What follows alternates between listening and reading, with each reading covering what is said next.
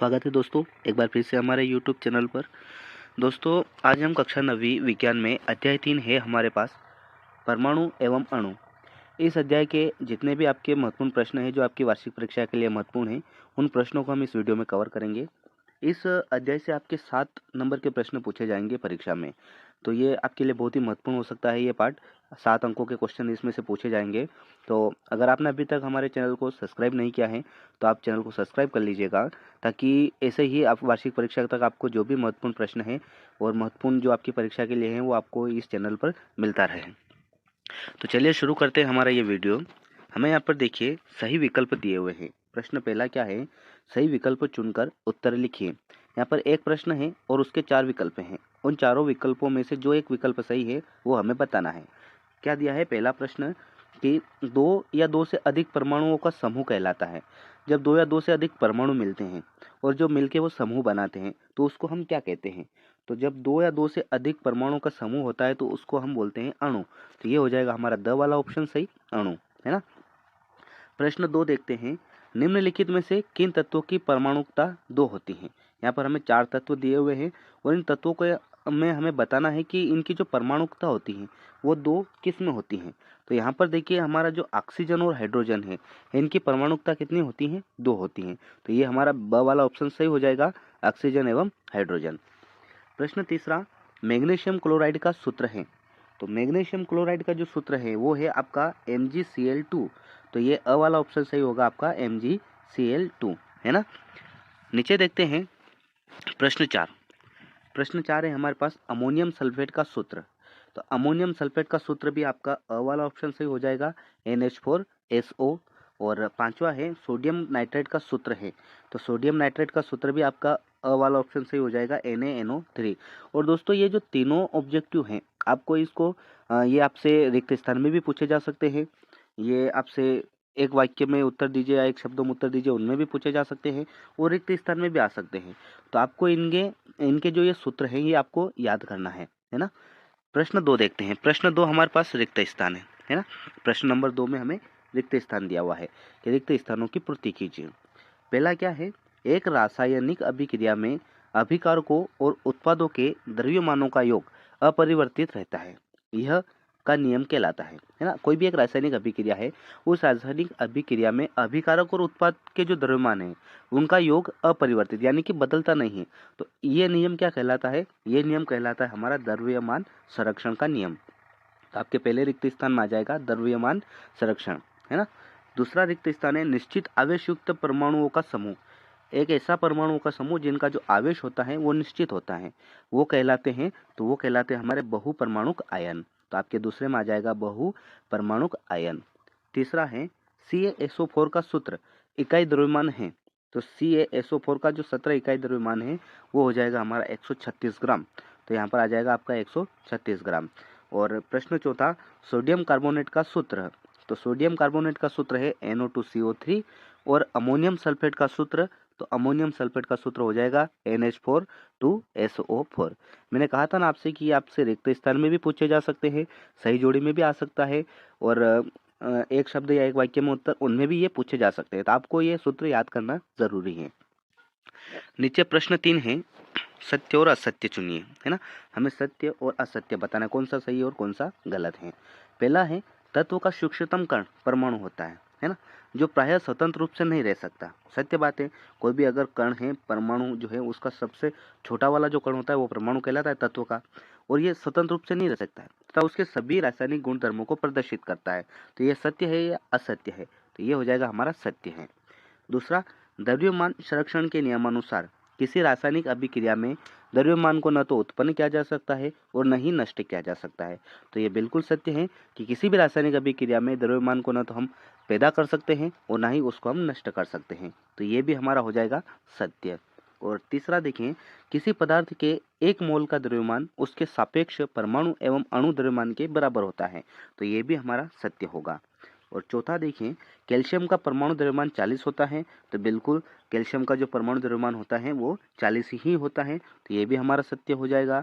और पांचवा, एल्यूमिनियम द्विपरमाणु होता है।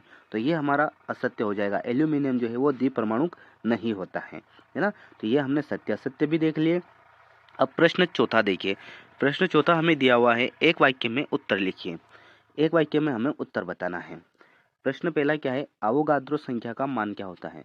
तो अवोगाद्रो संख्या का जो मान होता है वो होता है 6.022 गुणा 10⁻23। ये आपका उत्तर हो जाएगा। प्रश्न 2, 1 ग्राम हाइड्रोजन के कितने परमाणु होंगे। तो 1 ग्राम हाइड्रोजन तो होता है, उसमें हाइड्रोजन के परमाणु वो जो अवोगाद्रो संख्या है ना उसके बराबर ही होता है, यानी कि 6.022 गुणा 10⁻23। और प्रश्न 3, परमाणु का यह पुंज जो आयन की तरह व्यवहार करता है उसे क्या कहते हैं।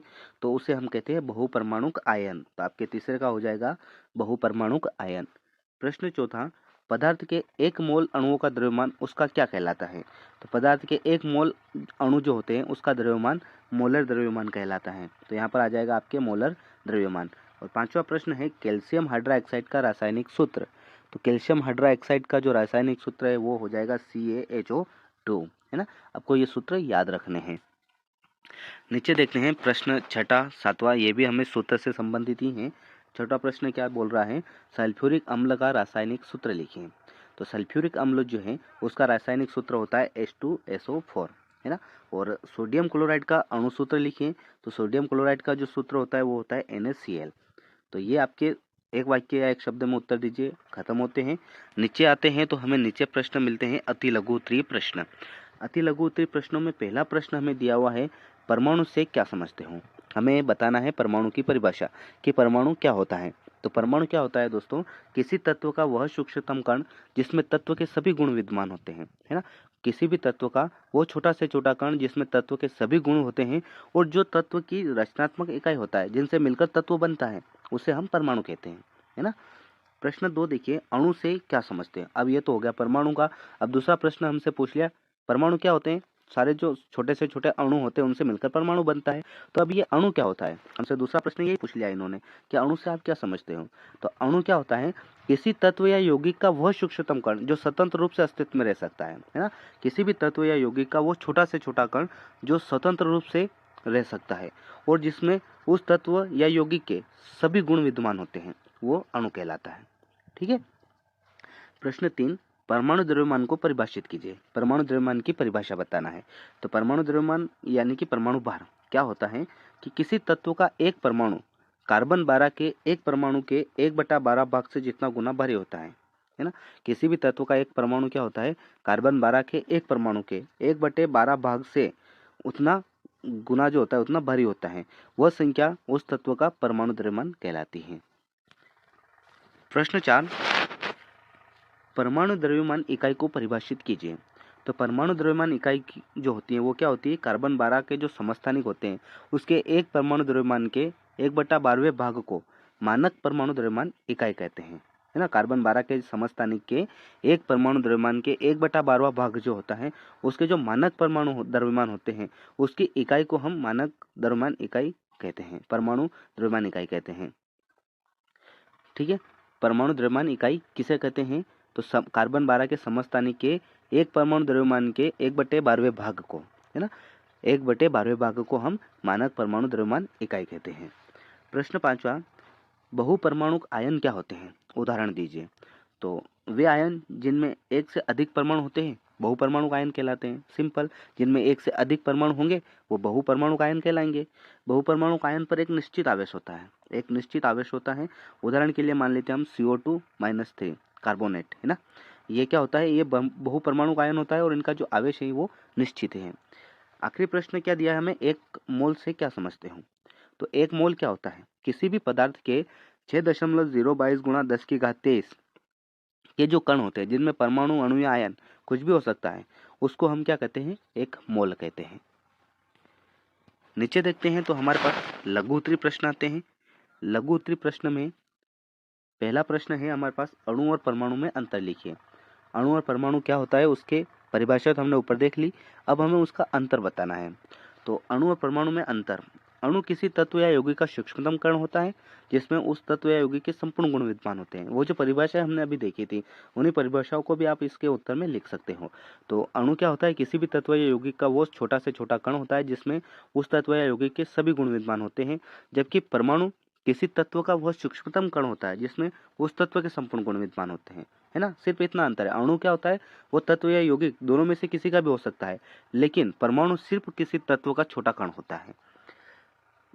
अणु का स्वतंत्र रूप से अस्तित्व होता है, जबकि परमाणु का स्वतंत्र अस्तित्व नहीं होता है ना। अणु स्वतंत्र रूप से रह सकता है, लेकिन परमाणु स्वतंत्र रूप से नहीं रह सकता। ये दो अंतर अणु और परमाणु में होते हैं। प्रश्न 2 देखते हैं, रासायनिक सूत्र का क्या तात्पर्य है। तो रासायनिक सूत्र किसी अणु को उसके अवयवी तत्वों के संकेतों द्वारा व्यक्त करने को रासायनिक सूत्र कहते हैं। कोई भी अणु है, उसके जो अवयवी तत्व है उनको हम किसी भी संकेत द्वारा, जैसे हम हैं, आपका दोस्त है, उन सब के अलग अलग नाम हैं, है ना। जब नाम नहीं रहेंगे तो आप कैसे पहचानेंगे उनको। तो ऐसे पहचानने के लिए उन्हें एक संकेत दिया जाता है, उन संकेतों द्वारा व्यक्त करने को हम रासायनिक सूत्र कहते हैं। यह उस यौगिक का संगठक प्रतीकात्मक निरूपण होता है।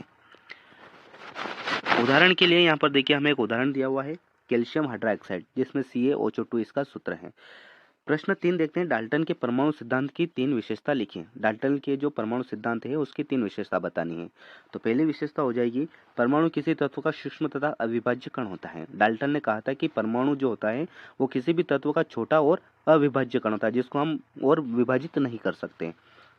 किसी एक तत्व के सभी परमाणु रंग, रूप, भौतिक और रासायनिक गुण में सदैव समान होते हैं। एक तत्व है, उसके जितने भी परमाणु है वो उनका रंग है, रूप, भौतिक और रासायनिक गुण वो हमेशा समान होते हैं तथा दूसरे तत्व के परमाणु से भिन्न होते हैं, अलग होते हैं। और तीसरी विशेषता हो जाएगी, 2 या 2 से अधिक तत्वों के परमाणु एक निश्चित अनुपात में संयुक्त होकर संयुक्त परमाणु बनाते हैं, जिसे हम अणु कहते हैं।